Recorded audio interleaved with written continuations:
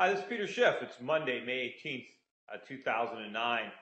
First of all, I want to talk about this op-ed piece I read in the New York Times on Sunday, the business section, by Alan Blinder, who is an economics professor at Princeton University. He was actually former vice chair at the Federal Reserve. And if you read what Blinder wrote, I mean, it definitely shows that in order to be an economics professor at an Ivy League university, you basically have to flunk a course in basic economics. You know, what Blinder is arguing is that he's trying to reassure us that we're not going to have a depression because we're not going to repeat the mistakes of the 1930s. Of course, he doesn't understand that he's repeating all the mistakes of the 1930s. First, in his article, he talks about the fact that Obama is not going to be like Hoover and sit by and wait and let the free market operate. That he's not going to just stand back. That he's going to interfere, whereas Herbert Hoover did nothing and hoped that laissez-faire capitalism would work. Of course, we know that's nonsense. Hoover didn't do nothing. That was the problem. Had he done nothing, the way Blinder suggests, then we would not have had a depression. It's precisely because he took the actions that Barack Obama is advocating and that Bush did that we are going to repeat the Great Depression. I mentioned this on the blog before, but if you haven't done so, you should go to my website at europac.net. And on the home page in the upper right-hand corner, you can download for free a white paper by Thomas Wood that really points out this situation or sheds some light on it. Now, also in this Blinder piece from the Times, he also says that one of the other problems that we had with Roosevelt was the depression within a depression in 1936, according to Blinder, was the result of Roosevelt's foolish attempts to try to rein in some of the deficit spending. He says that the Obama administration is not going to be this foolish, that we're going to make no attempt whatsoever to rein in the deficit spending, that we're going to run the deficits until the economy recovers, and we're not going to try to rein them in prematurely. Of course, this is utter nonsense. More government spending is making the economy worse, especially since we're financing it through going deeper into debt. It's just amazing how little any of the mainstream economists, particularly the ones from the Harvards and the Yales and the Princetons, really understand about basic economics. And, something absolutely ridiculous. I was watching the Fox shows, the business shows, over the weekend. And, some of these Fox Saturday morning shows were featured very prominently in that Peter Schiff was right video, which is probably one of the reasons why they don't invite me back on these shows. And it's too bad because they need some reasoned voices to appear on those shows. So when people like Mike Norman says something so crazy, like he said on Saturday, there's actually somebody that knows how to combat him.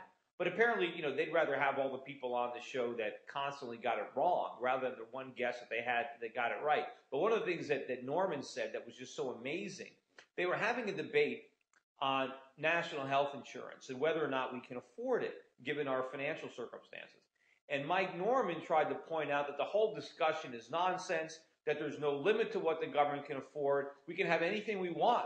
He said, now that we're no longer on a gold standard, we can have everything because the government can print money, and that whatever the government wants, it can afford it because it can print the money to pay for it. I mean, this is the type of economic wisdom. I mean, just print money. This is it. This is his solution. Everything is free. I mean, too bad the world isn't that easy. I mean, according to Mike Norman, there should be no hunger, there should be no starvation or famine, there should be no economic downturns of any kind anywhere in the world. All governments need to do is print money and they can have whatever they want. They can simply print prosperity into existence by running money off a printing press. It's absolutely amazing. I mean, the one valid point that he makes, he didn't even realize he made it, was that when we were on a gold standard, we had some discipline. Now that we have no gold standard, there is no discipline. That's the problem. The fact that politicians can print money to fund whatever they want, that's not a good thing. According to Norman, this is fantastic. This is the greatest, thing since sliced bread, that we don't have to pay for anything. As if being on a gold standard prevents prosperity, and now that we don't have a gold standard, we can have whatever we want. The fact that the politicians are now printing money is a bad thing because we can't have what we want just because they print money. All we're going to have is inflation. Somehow, Norman thinks that governments create purchasing power when they print money. They don't. Purchasing power is created by the producers in the world when we actually make stuff. You can't buy anything until it's made. That's, Say's law of supply creates its own demand. Legitimate demand comes from supply. Without supply, it doesn't matter how much demand there is, you're not going to have anything. And also, if you want to watch some interesting clips on YouTube, a former or a current Euro Pacific Capital client, Alan Grayson, who's been with me for over 10 years, was just elected to Congress as a Democrat down in Florida. Very, very bright guy, very bright guy. And if you go to YouTube and type in Alan Grayson and look at some of the videos there, one of them I think has got about 300,000 views. Another one with about 70,000 views is very interesting. But he's really grilling these Fed officials as they're testifying before his committee. So that's another congressman to watch for. He's very anti the Fed and what they're doing. I think he's actually working with Ron Paul on several things. And despite the fact that he's a Democrat and Ron Paul's a Republican, they actually see eye to eye on a lot of things. And I've had a lot of discussions with Alan Grayson. He's a very sharp guy. What I really also wanted to talk about on today's video blog is what happened over the weekend or last night in India, where we had a decisive election where the forces of free market reforms staunchly beat the communists. It was one of the most convincing elections that we've seen in India. And I think this is a very interesting election, and I think it marks significant progress in the global economy. India is the second largest country in the world behind China. There's over 1 billion people living in India. And anything that reins in excess of government in India will free up the productive capacity of the Indian people. And, demographically, there are a lot of very young people in India. They're bright, they're hardworking, and to the extent that they can be more productive, then these are another 1 billion potential consumers for the mature economies in Europe and Asia to replace the American consumer. Everybody is worried, what's going to happen to the global economy when Americans can't consume. And I've always argued that it doesn't matter, that our consumption is meaningless and anybody can do it. And the fact is, once the Indians are freer, once they have less government interference in their economy and they become more productive, as they produce more and they export more, they can import more. And I think an Indian consumer is going to be far more lucrative to the global economy than the American consumer. Number one, there's 3 or 4 times as many of them. But they can actually afford to import. As they produce stuff and export, other countries don't have to vendor finance them.